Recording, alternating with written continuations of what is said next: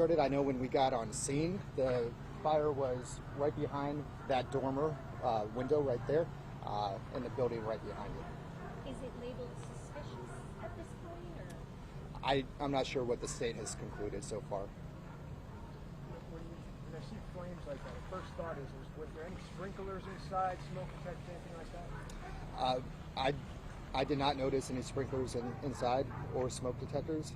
That doesn't mean that there weren't any that got burned up in the fire. How difficult was it to battle this fire? We had some obstacles. There were some nuances. There was a roof over, which basically means that there was plywood for the ceiling, and then a roof was built over it. So when we went to go fight the fire from inside, we couldn't really get access from underneath. So we had to set up the aerial platforms to get a better angle to fight the fire that way. What can you tell us about the rescue effort?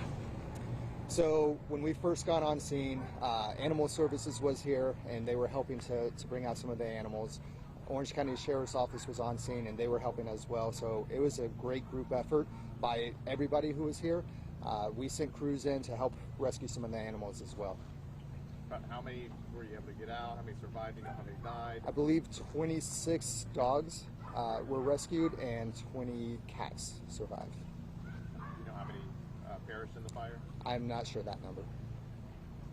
Chief, were there some that the rescuers wanted to get to, but they just couldn't because the flames were too high? Yeah, there was. So there's different sections of the building, and we did have a roof collapse in there, so making access to all the animals was kind of difficult. But even after we were able to put out the fire, we were still pulling animals out that were alive. The layout of this building was to make it a lot more difficult for you guys. Is this something that you encounter often, or is this pretty unusual to happen? I'm sorry, I couldn't hear because of the car. I was wondering about the layout of this building and how difficult that made it versus what you normally see when you Right. go to a structure. Yeah, the layout is one of the things that provided some obstacles for us. It was kind of like a maze in there. When you there's several entrances and exits for this location, and there's several buildings, and they're all attached by little corridors. And then within those corridors, there's kennels back in there with concrete walls that sometimes we came to a dead end. So that did provide a little bit of an obstacle. Are building codes for a building of this use different from like a residential? I couldn't tell you about building code. Can you talk about the extent of the damage inside of the building? How bad is it? I mean, is this building a total loss or what? The building department is going to have to make that determination about a total loss. I know there was extensive damage. We had fire through the roof, and it did extend to about 50 to 75% of the building. Chief, you were one of the first on scene when you got here last night, and you knew this was a shelter that likely had a lot of animals inside. Just kind of describe for us what you think and feel in a situation like that. Well, I'm an animal lover, so of course I wanted the best outcome for all of the animals that were inside. So our first priority was making sure that there were no employees inside, no human life. And once we made that determination, then we started making rescues for the animals that were inside. It did get to a point where the fire got so overwhelming that we had to pull crews out for a little bit and attack it from our aerial streams. Once we got a knockdown from the outside, we were able to send crews back inside to start making the rescue efforts again. And actually, you bring up a good question. Do you know, is there anyone there overnight, staff that watches the animals? At the Pet Alliance, no. According to the animal services that were on scene, Orange County Animal Services did have people, and I believe they're the ones that called 911, but the Pet Alliance didn't have anybody. How key was their assistance? Because some of them rescued pets. Right? It was huge. They did a great job. I'm glad everybody was safe. But yeah, they noticed the fire, they called 911, and they started making rescues immediately. So I'm very appreciative of their help. And do you know if there are cameras either inside or outside of the building that could have captured how the fire could have started? I couldn't give you that answer. How about your firefighters? Was anybody injured during this process going in there and saving these animals? Nope. All firefighters were accounted for. No injuries on the fire side or the sheriff's office as well. Also, do you have any clue as to why the dogs fared better than the cats? Is it just the nature? Location, the location, because they keep them separate.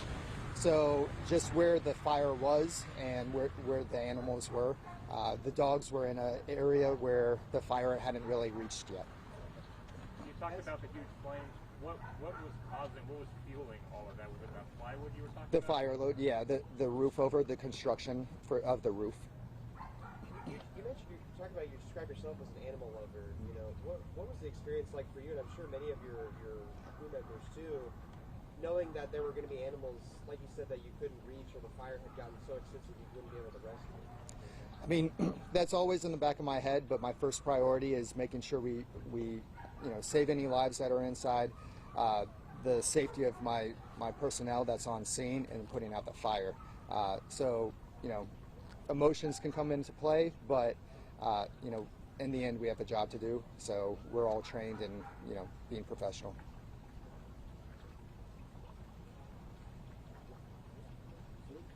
I know you said the state's investigating the cause of the fire, but were there any indications when you're on scene of what potentially could have caused it? In a fire this size, it's hard to make that determination when we're on scene. The state's going to do their investigation, and until they're done, I couldn't give you an idea of what could have caused it. Now, how long does that investigation typically take? It depends on what they find. If they can locate the source where the fire started, they can make a determination pretty quickly. If they can see that it is electrical, or if it was a lightning strike or anything like that. If they suspect any foul play, then sometimes they have to send out different items to get lab results on it. So it's all situational. Thanks for doing that. You're welcome. 26 blocks, 20 cats. And we do have body cam footage from some of the deputies that were on scene.